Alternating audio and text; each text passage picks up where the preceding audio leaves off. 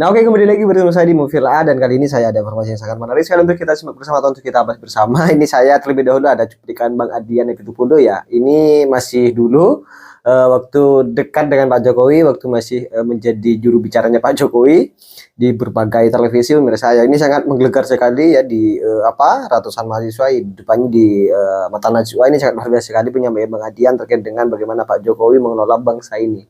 Mari kita simak dulu pemirsa. Saya ingin sampaikan di sini, berhentilah menyebarkan kebohongan. Berhentilah membodohi rakyat. Saya mau tanya, semuanya mahasiswa, mungkin tidak pemerintah menyusun anggaran sendiri? Tidak mungkin. Anggaran pendapatan belanja negara disusun bersama-sama Presiden dan DPR. Jelas. Jangan kemudian cuma menyalahkan pemerintah, tapi partainya di DPR menyetujui anggaran-anggaran itu. Ayo kita bicara soal hutang. Dalam undang-undang kita jelas, hutang baru berbahaya. Hutang baru dianggap tidak boleh kalau di atas 60% dari rasio PDB kita. Baik. Kalau masih 20%, undang-undang membolehkan. Pemerintah salah? Tidak, karena undang-undang dibuat bersama pemerintah dan DPR. Baik. Saat ini Presiden Jokowi sudah membangun 4.000 km jalan, 40 pelabuhan, puluhan bandara, dan sebagainya. Jalan itu dibangun tidak untuk jalan. Pelabuhan dibangun tidak untuk pelabuhan. Bandara dibangun tidak untuk bandara. Semua dibangun untuk meningkatkan pertanian, perkebunan, industri, wisata. Dan semuanya berarti lapangan kerja buat kita semua. Semua berarti kesejahteraan buat kita semua. Tidak ada bangsa yang bisa dibangun secara instan. Membangun negara bukan sulap. Membangun negara bukan cuma omong besar. Membangun negara butuh kerja-kerja besar. Membangun negara butuh fakta dan kenyataan, bukan menebarkan hoaks bagi rakyat. Membangun negara butuh kaum muda. Kenapa saya bilang butuh kaum muda? Karena negara yang tidak percaya pada kekuatan kaum mudanya tidak akan pernah punya masa depan. Mungkin nggak bangun pabrik tanpa jalan? Mungkin nggak bangun perkebunan tanpa jalan? Mungkin tidak membangun industri tanpa jalan? Mungkin tidak membangun pertanian tanpa jalan? Mungkin tidak membangun pariwisata tanpa jalan? Artinya jangan dipisah-pisah. Jalan tidak semata-mata persoalan distribusi. Jalan juga bagian penting untuk membangun industri, membangun wisata, membangun produksi, membangun pertanian, perkebunan, dan sebagainya. Kadangkala banyak orang melihat sangat sederhana. Dia melihat jalan cuma kumpulan aspal. Baik. Dia melihat jalan cuma kumpulan semen. Bukan. Jalan adalah arah media membangun peradaban dan lapangan kerja. Kenapa kemudian di pihak sebelah bicara anti asing, tapi ketika Freeport diambil alih malah marah-marah? Kenapa ketika kemudian di sana bilang antek asing, tapi ketika Newmont diambil alih ngomel-ngomel? Artinya kita harus konsisten dengan kata-kata kita. Kalau kemudian dikatakan bahwa anti asing, dukung Jokowi mengambil alih Freeport, dukung Jokowi mengambil alih Newmont, dukung Jokowi mengambil alih sumber-sumber daya alam kita. Karena itu akan menjadi jawaban buat kita di kemudian hari, bahwa pekerjaan akan terbuka besar kalau seluruh kekayaan alam kita kuasai sendiri. Membangun industri kreatif itu tujuan. Yang jadi persoalan kita bukan tujuannya, caranya bagaimana. Jokowi bikin Bekraf, menciptakan lapangan pekerjaan, itu tujuan. Caranya bagaimana? Bangun jalan, bangun bandara, bangun pelabuhan, bangun segala macam infrastruktur untuk menciptakan lapangan pekerjaan. Oke pemirsa, kita lihat sendiri seperti apa dulu Bang Adian Apitupulu itu membela Pak Jokowi. Ini sangat luar biasa sekali orasi dari Bang Adian. Tapi saya sekarang sudah tidak respect lagi kepada beliau karena kebalikannya kan seperti itu. Nah, kemudian di sini saya juga ada video yang sangat menarik dari seorang Pak Jokowi yang luar biasa sekali dalam kepemimpinannya ya. Memang betul-betul sungguh-sungguh loh nih orang, bukan cuma hanya pelongo-pelongo. Ini memang adalah pemimpin yang sangat tegas sekali, walaupun kita dilihat dari secara zahirnya beliau memang kelihatan ya seperti itu, pelongo-pelongo kalau dilihat dari segi zahirnya, tapi kalau dari segi batin dan tindakannya ini sangat luar biasa sekali. Mari kita simak terlebih dahulu penjelasan dari Pak Jokowi terkait dengan bagaimana dia memegang amanah dari rakyat.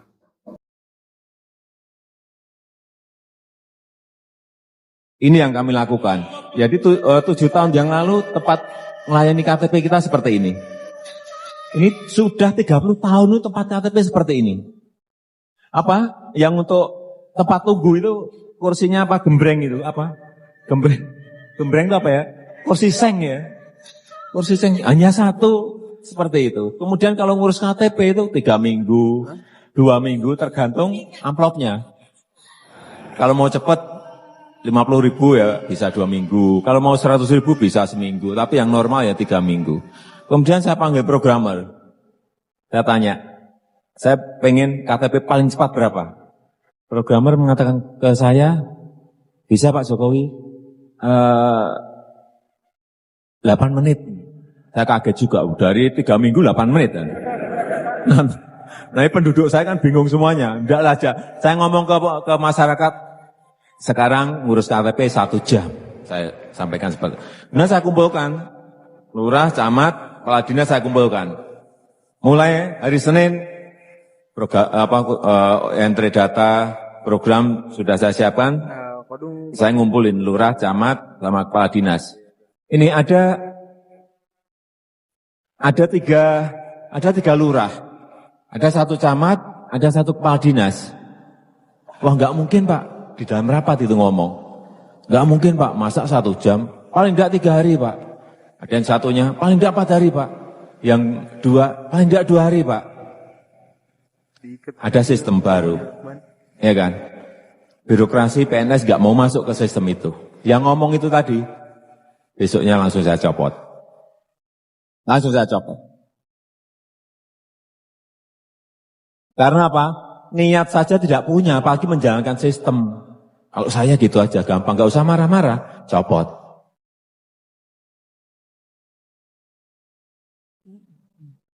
Nah ini, dari tempat yang tadi sebelumnya, yang ini setelahnya. Kayak bank. Tempat pelayanan KTP kayak bank, terbuka, transparan. Bayarnya sesuai dengan perda, 5.000 dan 1 jam jadi. Ini yang perizinan juga sama. SIUP, TDP, IMB, semuanya ada 21 perizinan. Yang dulu kantornya kayak gini. Investasi mana yang mau masuk? Investor mana yang mau masuk kalau kantornya aja kayak gitu? Tempat ruang tunggu kayak gitu. Dan jadinya kalau minta izin, misalnya saudara datang, ini 7 tahun yang lalu, minta izin itu. Saya alami dulu, 23 tahun yang lalu. Minta izin, jadinya 8 bulan, 6 bulan, 4 bulan, gak jelas itu. Saya panggil programmer lagi, berapa bisa? Paling cepat, Pak, 1 hari sampai 6 hari. SIUP TDP bisa paling cepat 1 hari, IMB yang paling lama 6 hari. Oke, saya kumpulkan lagi dinas-dinas. Ada 2 lagi ya, wah Pak, sulit ini. Besok copot lagi. Mari kita lihat pada sejarah. 2019, kurang apa kerasnya? Kurang apa kita sampai di ujung perpecahan yang dahsyat sekali. Di samping saya, Bung Noel, kita ini ribut berkali-kali. Bahkan sampai jalur kepolisian. Yang laporin saya. Pakai mikrofon dong, pakai mikrofon. Ya. Ini beliau yang laporin saya nih. Ya. 2014 ya, 19. Kurang ribut apa 2019? Itu hampir di ujung gitu loh. Yang satu bilang menang, yang satu bilang curang dan sebagainya. Dengan kekuatan massa yang seimbang. Lalu tiba-tiba Jokowi datang ke rumah Pak Prabowo loh. Untuk meminta bergabung loh. Yang pernah disampaikan, ya, yang pernah disampaikan oleh Adian Napitupulu dalam Mata Najwa itu dengan sangat menghina, mengatakan, wo, kerja sama gue deh, jok, bagi gue kerjaan dong. Itu sangat menghina dan saya nggak akan lupa juga itu penghinaan yang dilakukan Bang Adian di Mata Najwa terhadap Pak Prabowo. Pada waktu itu Pak Prabowo tuh diminta untuk bergabung. Baik oleh Presiden Jokowi dan yang lain-lain tokoh-tokoh yang mendatangi rumah Pak Prabowo. Lalu Pak Prabowo bersedia bergabung. Demi apa coba? Demi kita semua. Demi ratusan juta rakyat Indonesia yang pada waktu itu hampir saja terjadi bentrokan yang luar biasa. Kalau kita sadar berbangsa dan bernegara yang baik. Lihatlah kembali itu. 2024 harus terjadi lagi suasana damai sebagaimana 2019 yang hampir pada ujung perpecahan. Kalau kita cinta dengan bangsa ini, hentikanlah semua isu-isu yang nggak jelas demi persatuan dan kesatuan bangsa. Kalau Anda yang saat ini masih merasa nggak rela, masih merasa sakit hati, lalu Anda melakukan upaya untuk memecah belah persatuan ini dan untuk menggagalkan, Anda salah alamat. Entah terbuat dari apa hatinya Pak Prabowo yang bisa memaafkan semua orang yang mencela dan memakinya. Mungkin beliau lebih kuat hati daripada semuanya, karena hatinya tetap tulus memaafkan dan dia korbankan banyak sekali hal yang nggak mungkin bisa kita sebutkan demi untuk persatuan dan kesatuan. Jadi kalau Anda cinta tanah air ini, hentikanlah semua isu-isu itu. Yuk, kalau ternyata ada yang salah, proses saja di mata hukum. Dan mudah-mudahan Indonesia ke depan jauh lebih baik. Dari Aceh sampai Papua untuk anak cucu kita tetap berbineka tunggal ika. Amin. Mudah-mudahan ini harapan kita semua. Oke, tadi karena menyebut Bung Adian, maka saya berikan. Oke pemirsa, mungkin saya rasa cukup terkait dengan konten kali ini saja ya.